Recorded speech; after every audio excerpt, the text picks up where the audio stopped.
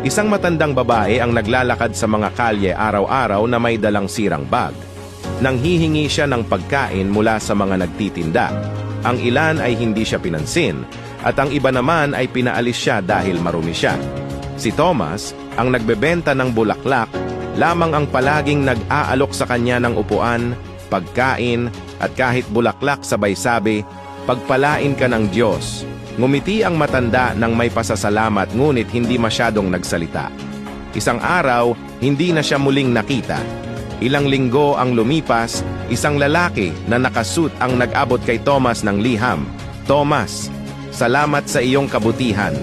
Hindi ako mahirap, nais ko lamang makilala ang isang tunay na mabait na puso. Ang address sa liham na ito ay may bahay. Iyon na, pagpalain ka ng Diyos." Nagmadali si Thomas papunta sa address at nakita ang isang magandang bahay na may hardin na puno ng mga bulaklak na dati niyang ibinenta. May karatula sa pintuan na nakasulat, "Ang mga umiibig ng hindi humihingi ng kapalit ay karapat-dapat sa pinakamayamang pagpapala." Umiyak si Thomas.